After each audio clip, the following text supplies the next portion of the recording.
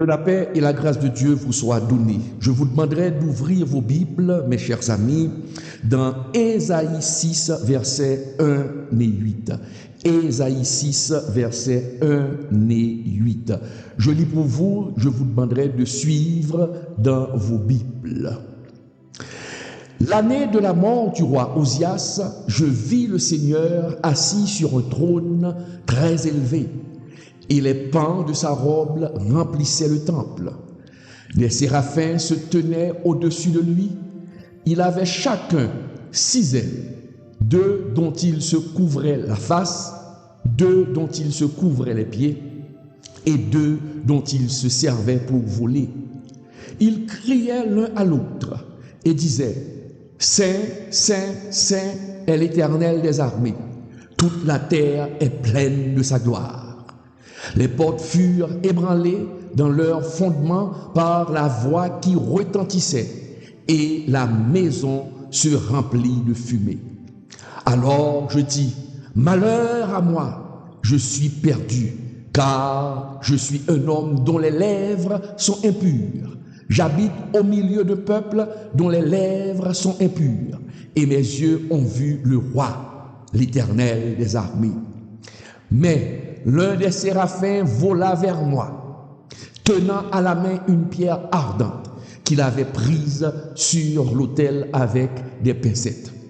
Il en toucha ma bouche et dit: ceci a touché tes lèvres, ton iniquité est enlevée et ton péché est expié. J'entendis la voix du Seigneur disant: qui enverrai-je et qui marchera pour nous? Je répondis: me voici, envoie-moi. Baissons la tête. Seigneur, nous te disons merci pour ta grâce, pour tes multiples bienfaits, pour tes compassions à notre égard, Seigneur. Nous te disons merci. Seigneur, nous te demandons en ce matin, ce dimanche matin, Seigneur Dieu, de nous utiliser pour bénir ton peuple, pour bénir, Seigneur Dieu, ô l'Éternel des armées, tes serviteurs et tes servantes qui sont venus, Seigneur Dieu, t'adorer, qui sont venus, Seigneur Dieu, te louer, qui sont venus psalmodier ton nom, Seigneur Dieu. Nous te demandons que ces paroles tombent dans une bonne terre et qu'elles portent fruit dans la vie de tes serviteurs et qu'elles portent fruit dans la vie de tes servantes. Ainsi nous te prions dans le nom de Jésus. À lui seul, oui, à lui seul sera toujours la gloire au siècle des siècles. Amen. Mes chers amis, de nos jours, quand on parle de l'adoration, on l'attribue souvent à la musique. Quand on parle de l'adoration, mes chers amis, on pense toujours au fait de danser de toutes ses forces, de danser avec joie devant le Seigneur, de passer des heures en train de danser devant le Seigneur. Dès qu'on parle d'adoration, les gens disent: oh, nous allons adorer le Seigneur, nous allons danser pour le Seigneur. Nous allons chanter pour le Seigneur. Des fois, lorsqu'on sort de l'église, on entend les gens dire: ah, nous avons adoré le Seigneur avec beaucoup de joie. Oh, nous avons adoré le Seigneur. Nous avons senti la présence du Seigneur parmi nous pendant le temps d'adoration. Mais mes chers amis, passer, mes chers amis, quelques heures à danser, quelques heures à chanter, mes chers amis, est-ce que c'est ça l'adoration? Est-ce que l'adoration veut dire seulement danser, chanter avec de la musique? Est-ce que c'est ça l'adoration? Je vous répondrai non. L'adoration ne s'assimile pas seulement au fait de danser, au fait de passer des heures dans l'adoration, mes chers amis. Des fois, nous comprenons très mal, nous ne comprenons pas la signification de l'adoration, mes chers amis. L'adoration, il existe 3 niveaux de l'adoration. Et le prophète Ésaïe, il était un grand adorateur. Oui, il était un grand adorateur. Et le prophète Ésaïe, mes chers amis, il a respecté les 3 niveaux de l'adoration. Avant de venir à l'église, pour danser devant le Seigneur, pour chanter devant le Seigneur, nous devons d'abord appliquer les 3 niveaux, respecter les 3 niveaux d'adoration que le prophète Ésaïe a appliqués dans sa vie. Je le répète ce matin, Ésaïe, il était un grand adorateur, mes chers amis. Le prophète Ésaïe a rempli les conditions pour adorer le Seigneur. Les 3 niveaux d'adoration du prophète Ésaïe. Et c'est ce que nous allons partager avec vous ce matin. Aujourd'hui, mes chers amis, ce matin, ce dimanche matin 6 octobre 2024, nous sommes là. Nous avons adoré le Seigneur, nous avons chanté, mais est-ce que nous comprenons ce que veut dire le mot adoration? Est-ce que nous respectons les 3 niveaux d'adoration, mes chers amis? Pour ce faire, mes chers amis, nous devons relire Ésaïe 6, les versets 1 à 4. Que nous dit les versets 1 à 4? Regardez, cela va traduire le premier niveau de l'adoration. L'année de la mort du roi Osias, je vis le Seigneur assis sur son trône très élevé, et les pans de sa robe remplissaient le temple. Des séraphins se tenaient au-dessus de lui. Il avait chacun 6 ailes, dont 2 il se couvrait la face, 2 dont il se couvrait les pieds, et 2 dont il se servait pour voler. Ils criaient l'un à l'autre et disaient: c'est est l'Éternel des armées, toute la terre est pleine de sa gloire. Les portes furent ébranlées dans leur fondement par la voix qui retentissait et la maison se remplit de fumée. Mes chers amis, à partir de ce passage d'Ésaïe 6, versets 1 à 4, ce passage traduit le premier niveau de l'adoration. Regardez, que nous dit la parole? La parole nous dit dans le verset 1er: je vis le Seigneur assis sur son trône. Ésaïe a vu le Seigneur. Cela veut dire que Ésaïe regardait le Seigneur. Mes chers amis, mais quand on parle de regarder, mes chers amis, est-ce que le fait de regarder peut traduire quelque chose? Je pense que le mot est trop faible. Ésaïe ne regardait pas seulement, mes chers amis, parce que des fois, lorsque nous regardons quelque chose, nous pouvons regarder la chose sans grand intérêt. Nous pouvons regarder la chose sans émotion, mes chers amis. Ésaïe ne regardait pas le trône, il ne regardait pas au nom, il ne regardait pas, il contemplait. Il admirait avec crainte ce qu'il regardait. Il admirait Dieu. Il contemplait Dieu, mes chers amis. Oh, c'est clair, regarder est synonyme de contempler. Mais comme on le dit souvent, et c'est vrai, il n'y a pas de vrai synonyme. Parce qu'il y a souvent des nuances. Il faut tenir compte, mes chers amis, des nuances des mots. Regardons, nous allons définir le verbe regarder et nous allons définir le verbe admirer et ainsi que le verbe contempler. Regarder, qu'est-ce que cela signifie? Regarder signifie, mes chers amis, jeter la vue sur. Ouais, jeter la vue sur.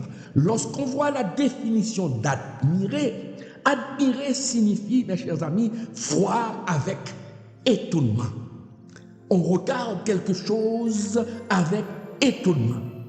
Contempler, maintenant, que signifie contempler? Considérer attentivement par la vue ou la pensée. Donc nous comprenons, Ésaïe, en voyant le Seigneur, il ne regardait pas le Seigneur, il admirait le Seigneur. Car quand il a dit, je vis le Seigneur assis sur son trône.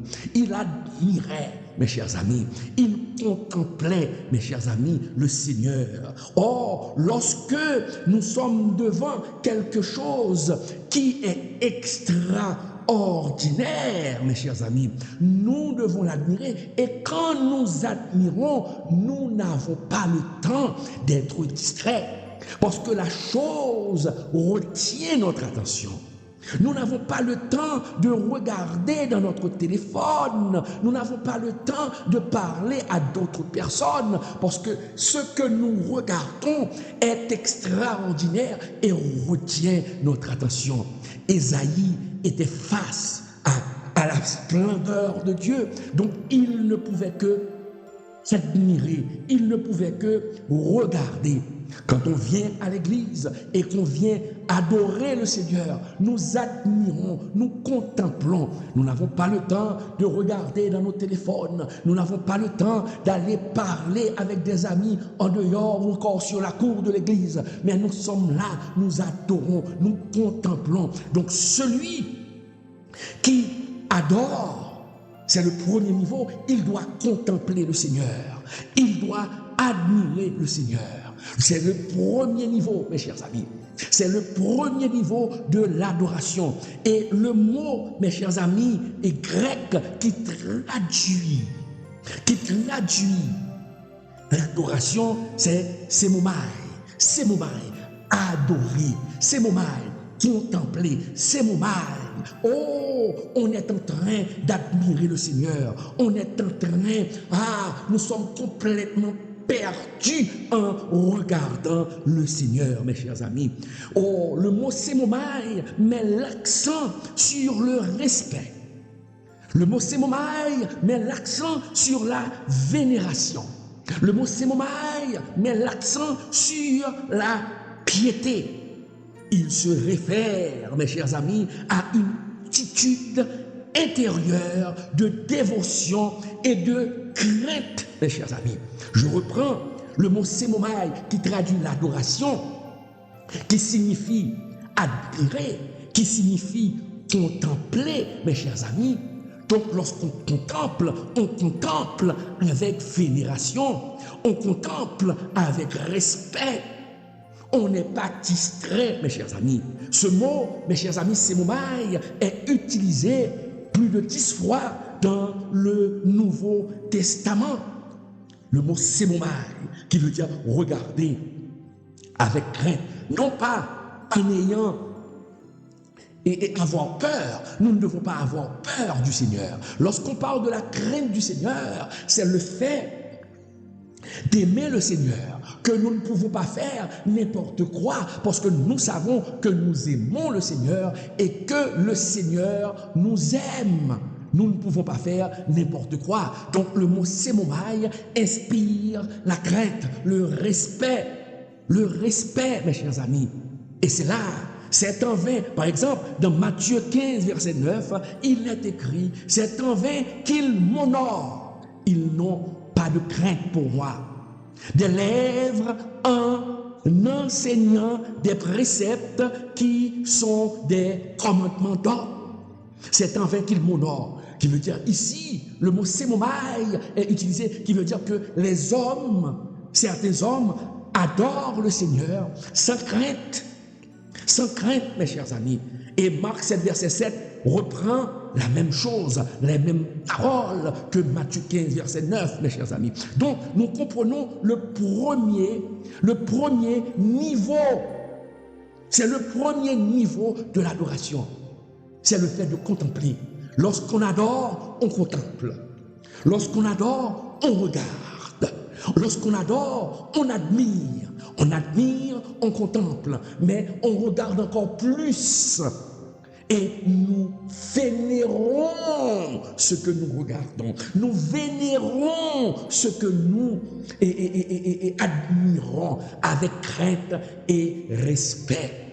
Lorsqu'on se présente devant le président de la République ou devant un chef ou une autorité de l'État, lorsqu'on le salue, on le salue avec révérence. Monsieur le Président, bonjour. Et on attend que le Président tend sa main pour recevoir votre main. Parce qu'on dit souvent, on ne tend pas la main à une autorité supérieure. On attend que l'autorité nous tende la main. Donc, lorsqu'on est devant Dieu, nous devons avoir du respect. C'est mon mail. Contempler. Ésaïe contemplait le Seigneur quand il a dit « je vis le Seigneur sur son trône ». J'ai regardé le Seigneur sur son trône. J'ai contemplé le Seigneur sur son trône. Lorsque nous adorons, nous devons contempler le Seigneur. Lorsque nous adorons, nous devons aimer le Seigneur. Lorsque nous adorons, nous devons respecter le Seigneur. Lorsque nous adorons, nous devons vénérer le Seigneur. Lorsque nous adorons, nous devons avoir de la crainte pour le Seigneur, car c'est le Dieu de la terre. Lorsque nous lisons, mes chers amis, les versets 5 et 7, nous venons de voir les versets 1 à 4 qui traduisent le premier niveau. Le premier niveau de l'adoration, c'est la contemplation du Seigneur. Le deuxième niveau, les versets 5 et 7, le traduit. Que dit les versets 5 et 7? Regardons ensemble. Alors, je dis, malheur à moi, je suis perdu, car je suis un homme dont les lèvres sont impures. J'habite au milieu de peuples dont les lèvres sont impures. Et mes yeux ont vu le roi, l'Éternel des armées. Mais l'un des séraphins vola vers moi, tenant à la main une pierre ardente qu'il avait prise sur l'autel avec des pincettes. Il en toucha ma bouche et dit: ceci a touché tes lèvres, ton iniquité est enlevée et ton péché est expié. Mes chers amis, peuple du Seigneur, ce passage, mes chers amis, le prophète Ésaïe, de ce passage, nous comprenons. Après avoir admiré le Seigneur, le prophète Ésaïe est tombé par terre. Il est tombé par terre. Il reconnaît, après avoir admiré la splendeur de Dieu et qu'il a vu la splendeur de Dieu, il est tombé par terre. Et il a reconnu son état de pécheur. Un Dieu tellement saint, comment puis-je voir le Seigneur? Un Dieu tellement saint, comment puis-je me tenir devant le Seigneur? Et c'est pourquoi il a dit, mes chers amis, malheur à moi. Malheur à moi, je suis perdu, car qui peut voir le Saint des Saints et rester en vie? Qui peut voir le Dieu très saint, le Dieu 3 fois saint et rester en vie? Il savait qu'il allait mourir parce qu'il était pécheur. Et c'est pourquoi il a dit: oh, un homme dont les lèvres sont impures, et j'habite au milieu de peuple aussi qui est corrompu. Mais comment mes yeux ont pu voir le roi des rois et rester en vie? Je vais mourir. Et à ce moment, mes chers amis, la parole nous dit que l'ange est venu. Et l'ange est venu et a volé vers Ésaïe, tenant à la main, mes chers amis, une pierre ardente. Oh, cette pierre, il avait pris cette pierre sur l'autel. La parole nous dit qu'il avait pris cette pierre avec des pincettes et il toucha la bouche d'Ésaïe et a dit à Ésaïe: ton iniquité est enlevée, ton péché est expié. Mes chers amis, c'est le deuxième niveau de l'adoration. Lorsqu'on voit le Seigneur, on contemple le Seigneur, on doit reconnaître que nous sommes pécheurs. Lorsqu'on se présente devant le Seigneur, on doit demander pardon pour son péché. Parce qu'on ne peut pas se tenir devant le Dieu très saint, le Dieu 3 fois saint, en ayant le péché en nous, en vivant sous la domination du péché. Et c'est la raison pour laquelle Ésaïe a dit: malheur à moi, malheur à moi. Et Ésaïe a confessé son péché, mes chers amis. Il a confessé son péché. Il a dit que j'ai péché. Dans son cœur, il a dit: je ne peux pas rester devant un Dieu très saint et rester en vie, je vais mourir. Et c'est la raison pour laquelle, après avoir confessé, après avoir reconnu son péché, et l'ange, le séraphin est venu vers Ésaïe et a touché les lèvres d'Ésaïe avec une pierre ardente. Et il a dit à Ésaïe que ton iniquité est enlevée et ton péché est expié, mes chers amis.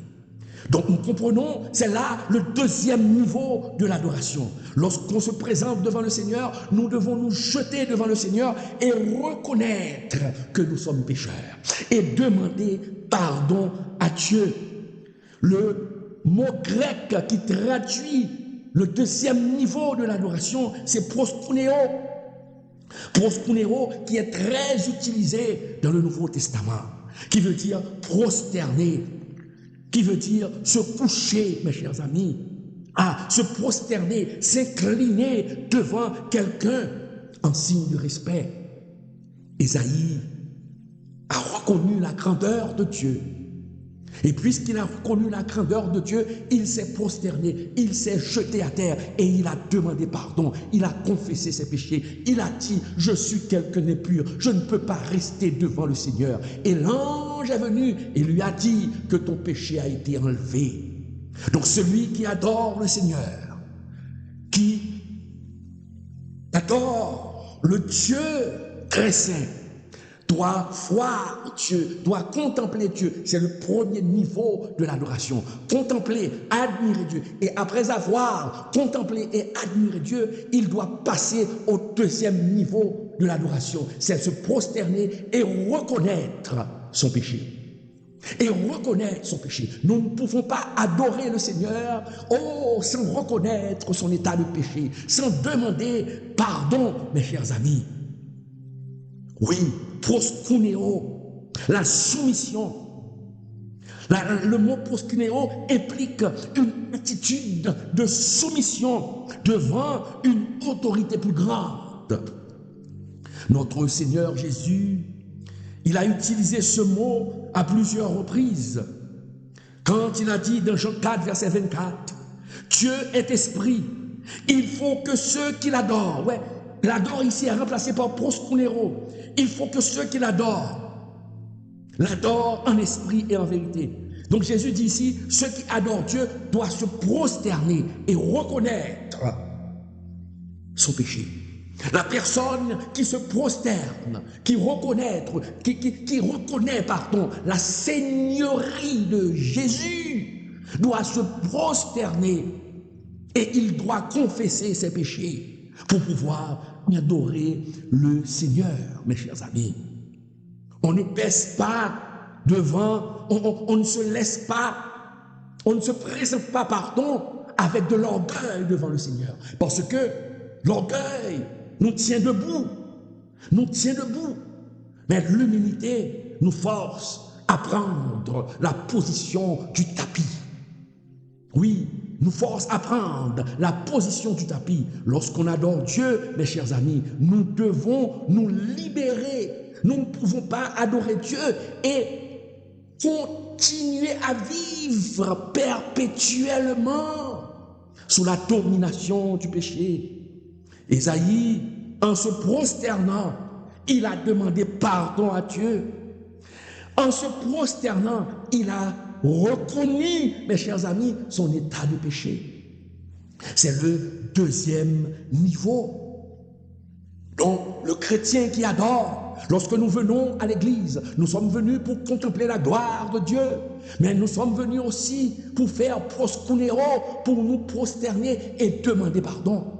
Nous ne pouvons pas nous tenir devant Dieu avec les mains en l'air et les mains pleines de sang. Nous ne pouvons pas adorer le Seigneur et avoir, mes chers amis, des relations sexuelles avec un homme marié. Nous ne pouvons pas continuer à adorer le Seigneur et avoir une femme mariée entre les mains. Nous ne pouvons pas adorer le Seigneur et changer de partenaire comme on change de sous-vêtements. Non, on ne peut pas adorer. Comment vous allez vous prosterner devant le Seigneur? Il faut vous prosterner pour demander pardon. Mais des fois, nous nous tenons debout, proskuneo, prosterner et demander pardon.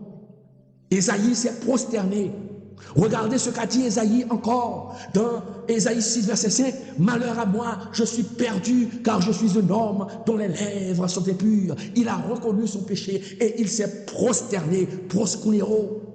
Il s'est prosterné et il a demandé pardon. Combien de fois que vous adorez le Seigneur et que vous reconnaissez votre état de péché?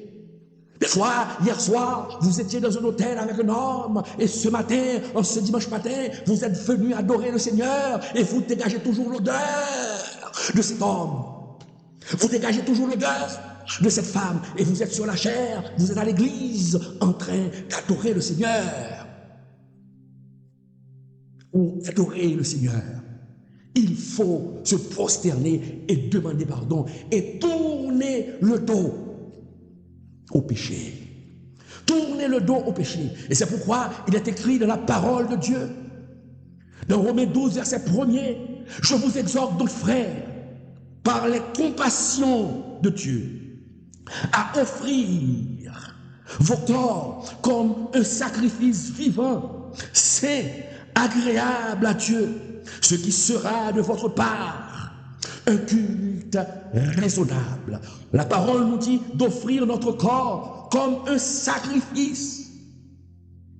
Nous ne pouvons pas utiliser notre corps dans l'impudicité.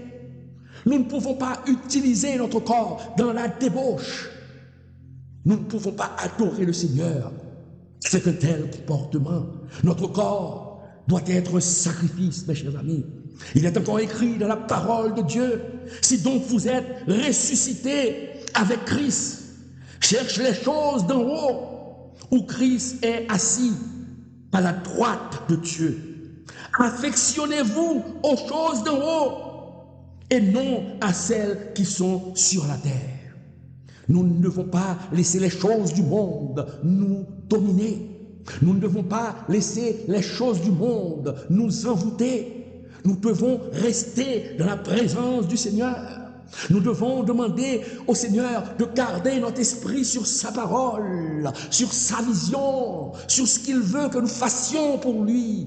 Oh, ainsi, nous pouvons adorer le Seigneur. Mais si nous vivons dans le péché, ce matin, le Seigneur vous dit, vous ne pouvez pas continuer à adorer le Seigneur. Colossiens 3, verset 1 et 2.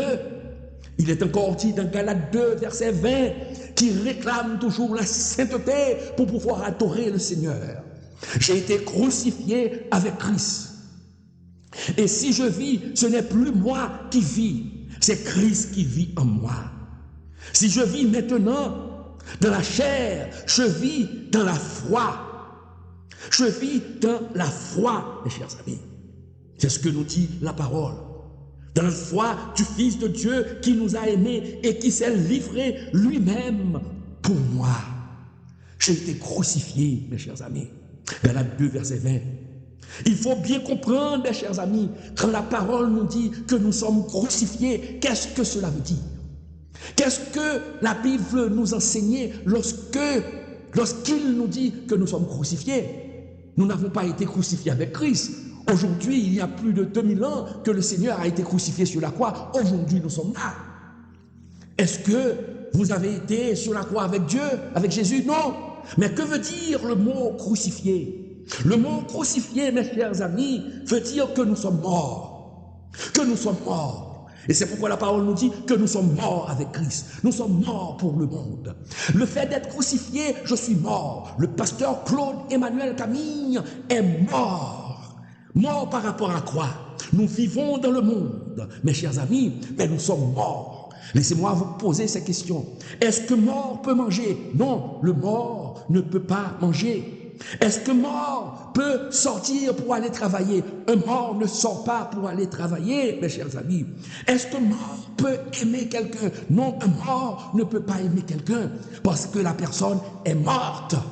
C'est la mort. La mort, une personne morte n'aime pas, une personne morte ne mange pas, une personne morte ne parle pas, une personne morte nage pas. Donc, que veut dire le Seigneur? Le Seigneur veut nous dire, à travers le mot que nous sommes crucifiés, nous devons être morts pour le monde. Nous vivons dans le monde, mais nous devons être morts. Nous marchons dans le monde, mais nous devons être morts, mes chers amis. Qu'est-ce que cela veut dire? Nous ne devons pas, lorsque le monde nous apporte sur un plateau d'argent l'adultère, eh bien nous sommes morts, puisque mort ne peut pas commettre l'adultère. Lorsque le monde nous apporte la fornication, mais un mort ne peut pas forniquer. Je suis mort avec Christ. Ces choses-là ne peuvent pas m'atteindre. C'est ce que nous dit la parole, être crucifié. Nous devons vivre dans le monde comme des morts. Lorsque le monde nous offre cette corruption, lorsque le monde nous offre cette débauche, nous disons non, nous sommes morts. C'est ce que veut dire le mot mort. C'est ce que veut dire être crucifié. Un mort ne peut rien faire. Donc si le monde, si Satan veut nous tenter, il ne pourra pas nous avoir parce que nous sommes morts. Et c'est ce que dit la parole de Dieu. Nous sommes morts, mes chers amis. Nous sommes morts. Si nous sommes morts, il y a des choses que nous ne pouvons pas faire.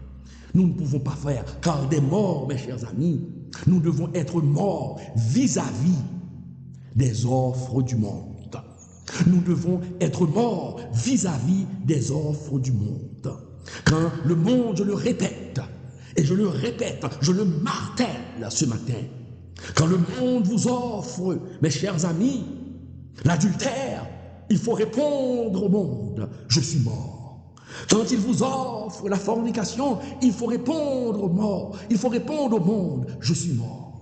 Quand le monde vous invite à faire de la corruption, à voler de l'argent, il faut dire au monde, je suis mort, je ne suis pas vivant, je suis vivant en Christ, mais je suis mort pour les mauvaises actions du monde. Quand le monde vous offre ces mauvaises choses, nous devons dire que nous sommes morts. Nous vivons en Christ, nous ne pouvons pas faire ces genres de choses. Et lorsque nous agissons ainsi, nous avons atteint le deuxième niveau. Car le deuxième niveau demande beaucoup plus d'exigence que le premier niveau. Le deuxième niveau, je pourrais dire que c'est l'épine dorsale même de l'adoration. C'est le centre même de l'adoration. Car il est dit dans la parole de Dieu, juste réjouissez-vous, la louange sied aux hommes droits. Le deuxième niveau, le fait de se prosterner et de reconnaître son péché, le fait de se prosterner et de confesser son péché, c'est un niveau important, c'est le niveau le plus important de l'adoration. Si on ne reconnaît pas son péché, on ne confesse pas son péché, on ne peut pas adorer. Et cela veut dire, si vous vivez dans l'adoration, si vous vivez, excusez-moi, dans l'impudicité, dans la fornication, et que vous dansez devant le Seigneur, vous ne dansez pas devant le Seigneur, vous dansez pour le diable. Vous dansez pour le diable. Mes chers amis, nous vivons dans le monde comme morts, comme morts.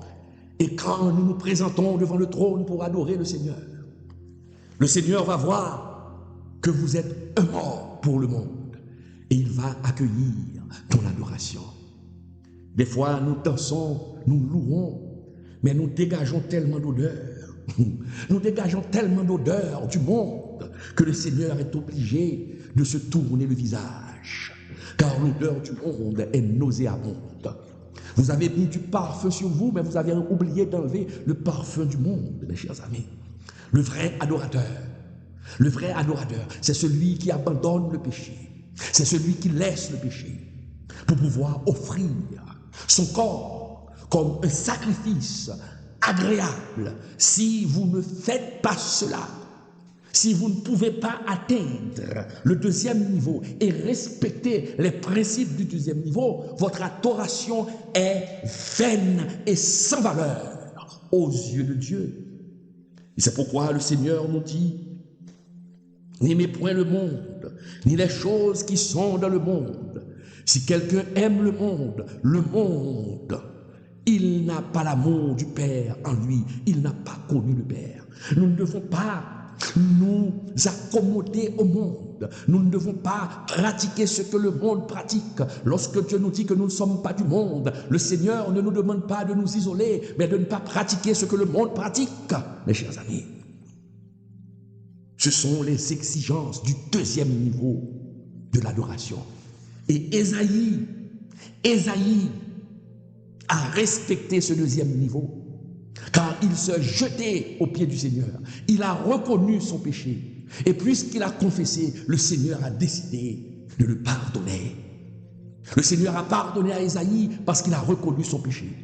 Mais des fois, il y a de ces chrétiens qui se tiennent devant le trône avec leurs péchés et qui ont l'audace de louer le Seigneur, qui ont l'audace d'adorer le Seigneur. Pour que votre adoration soit une adoration acceptable par le Seigneur, vous devez laisser la domination du péché. Vous devez laisser l'homosexualité. Vous ne pouvez pas être à l'église et être un homosexuel. Vous ne pouvez pas être à l'église et être une lesbienne. Non, c'est une abomination aux yeux de Dieu. Vous ne pouvez pas être à l'église et pratiquer les mauvaises pratiques du monde. Vous ne pouvez pas être à l'église et être sur la chaire de l'église, vous prêchez et vous couchez toutes les jeunes filles de l'église, pasteur. Vous êtes un pécheur, vous êtes un pécheur. Et ces genres de péchés, si vous ne vous repentez pas de ces péchés, vous allez en enfer. Il y a tellement de corruption. Il y a tellement de corruption aujourd'hui. Les messages de sanctification ne sont plus prêchés. Adorer, adorer, adorer, adorer. Mais adorer comment? Le deuxième niveau n'est pas respecté. Proskuneo. C'est mon maille. Contempler le Seigneur avec respect. Avec respect, avec crainte. On ne peut pas être dans la crainte et faire des choses abominables aux yeux de celui qu'on dit qu'on aime. Proskuneo, nous ne pouvons pas nous prosterner sans demander pardon.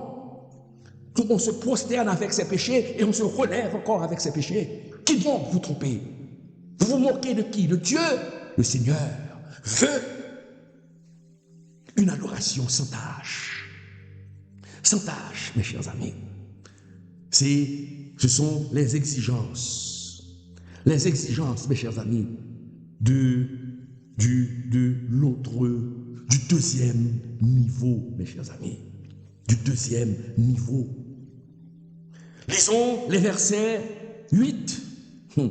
Lisons les versets 8 pour voir. On prend le verset 8 pour voir le troisième niveau. Que nous dit le verset 8? J'entendis la voix du Seigneur disant, qui enverrai-je? Et qui marchera pour nous? Je répondis, me voici, envoie-moi. Me voici, envoie-moi. J'entendis la voix du Seigneur disant, qui enverrai-je? Qui marchera pour nous? Je répondis, envoie-moi. Ça, c'est le troisième niveau de l'adoration.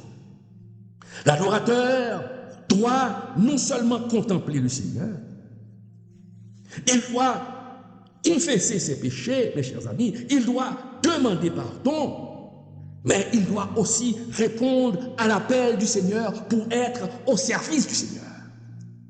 Tout adorateur doit être au service du Seigneur. Vous n'avez pas besoin d'être sur la chair pour être au service du Seigneur. Mais dès que Dieu vous appelle, vous adorez le Seigneur, vous êtes au service du Seigneur. Votre comportement doit être un sermon pour les païens de votre quartier. Vous êtes au service du Seigneur. Un adorateur digne de ce nom doit être au service. Le Seigneur dit, je t'envoie. Qui je vais envoyer? Vous devez répondre, je suis prêt pour aller. Donc, mes chers amis, l'adorateur est celui qui parle de Jésus aux autres. Qui parle de Jésus aux autres. Est-ce que dans votre travail, vous parlez de Jésus? Est-ce que dans le quartier, vous parlez de Jésus? Est-ce que vous prêchez Jésus? Des fois, il y a certains chrétiens, dans leur travail, ils ne se comportent pas comme chrétiens, ils ont peur de parler de Jésus. Et le Seigneur nous a dit, si vous avez peur de confesser mon nom devant les hommes, je ne confesserai pas votre nom devant le Père. Oh, vous adorez le Seigneur et pourtant vous avez peur de parler au Seigneur à vos amis pour qu'il ne vous traite pas de vieux jeux, pour qu'il ne vous traite pas de fanatiques. Vous ne parlez pas de Jésus. Vous ne respectez pas. Le troisième niveau, tout chrétien digne de ce nom est aussi un évangéliste. Avec vos amis, vous pouvez parler de Jésus et votre comportement doit prouver que vous êtes un enfant de Dieu, que vous êtes né de nouveau. Le troisième niveau de l'adoration. Le troisième niveau de l'adoration, nous devons obéir à la grande commission.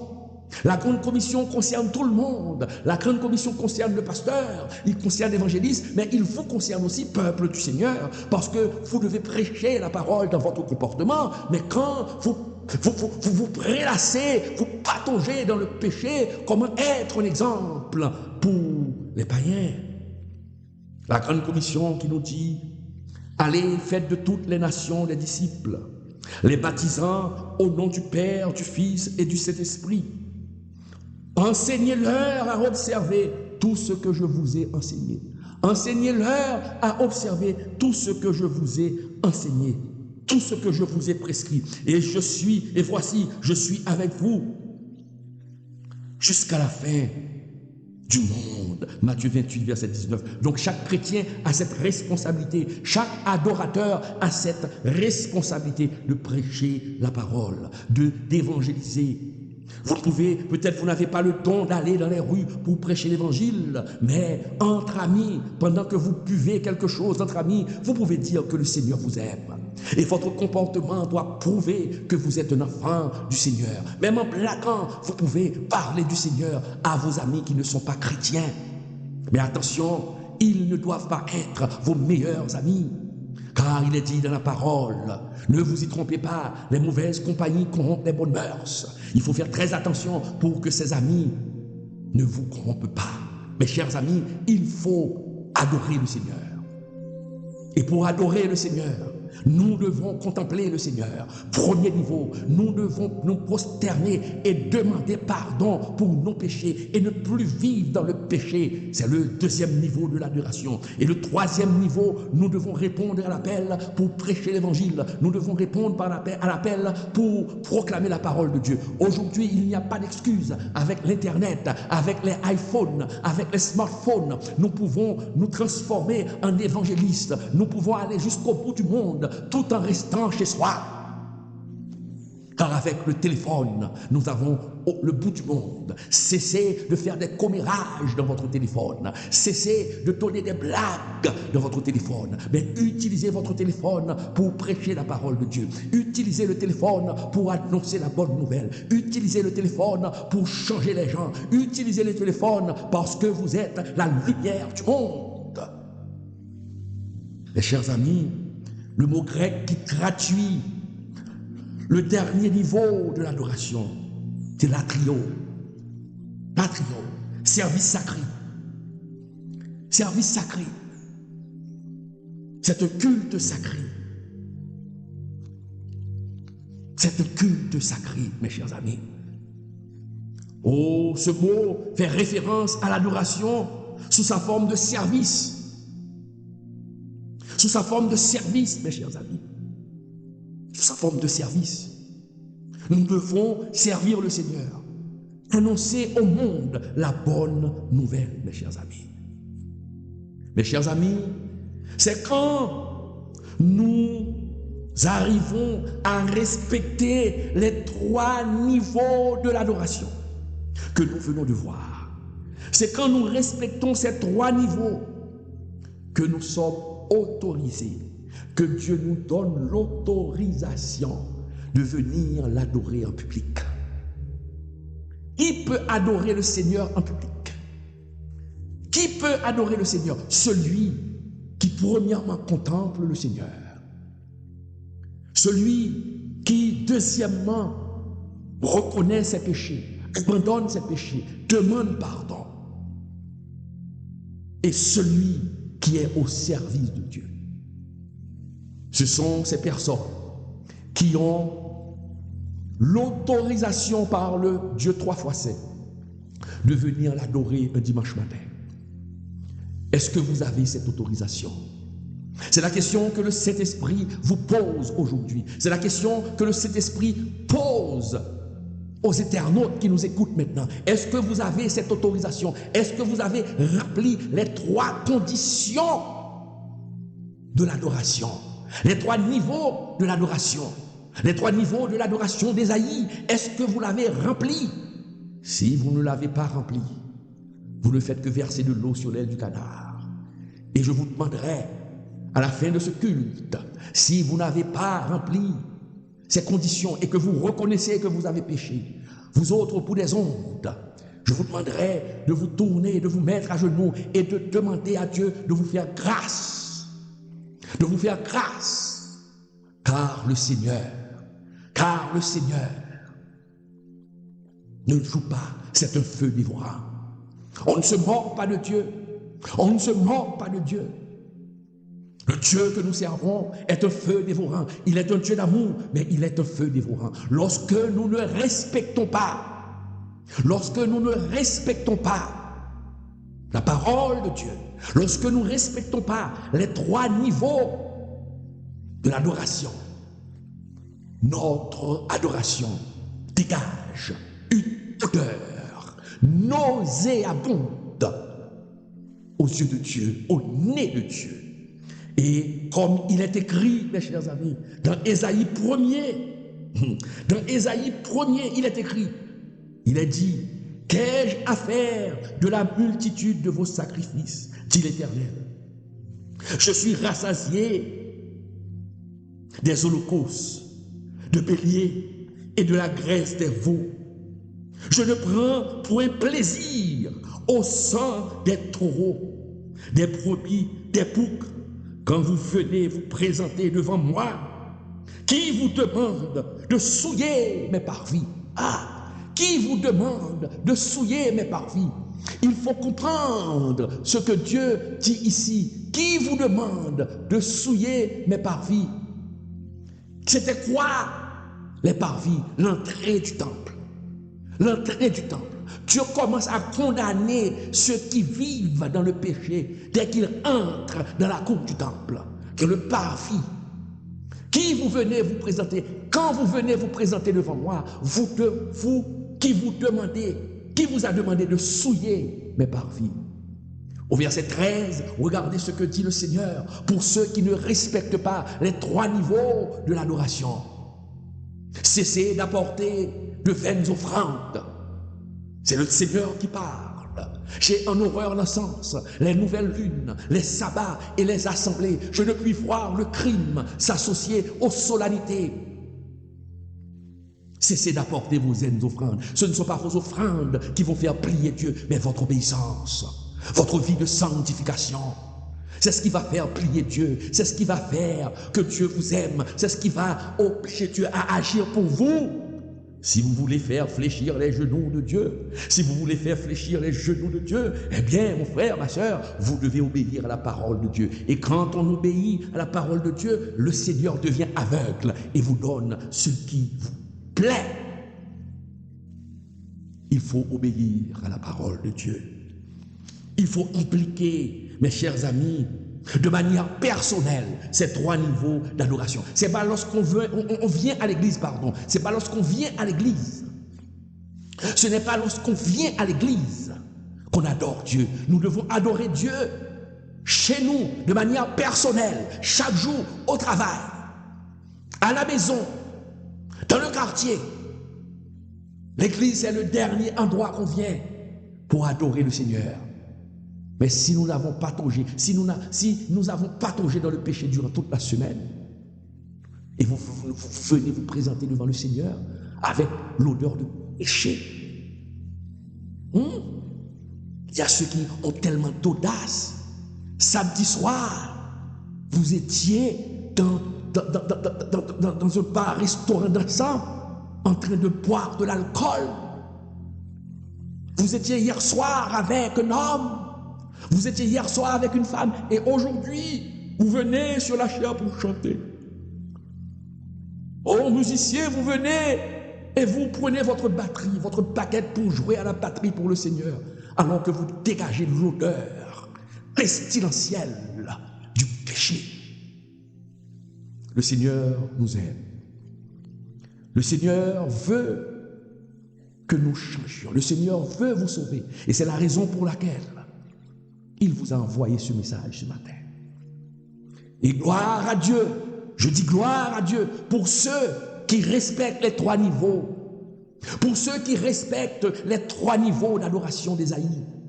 Gloire à Dieu, car le Seigneur va vous bénir. Le Seigneur va ouvrir des portes pour vous. Oh, le faible reste, il y a un faible reste qui respecte la parole de Dieu. Oh, en ce moment, l'Esprit de Dieu parle au faible reste. L'Esprit de Dieu parle au faible reste qui a souffert, qui a été humilié à cause du nom de Jésus, à cause qu'ils ont respecté les 3 niveaux, ils ont demandé pardon et ils ne veulent pas se retrouver dans un mauvais chemin. Ils ont gardé la foi, ils ont été humiliés, ils ont été rejetés. Au nom de Jésus, je te le dis ce matin, mon frère, oh, tu fais partie du faible reste. Le Seigneur va faire quelque chose, le Seigneur va t'élever devant ton ennemi. Ils vont voir que tu as un Dieu, que le Dieu de la sanctification peut aussi bénir.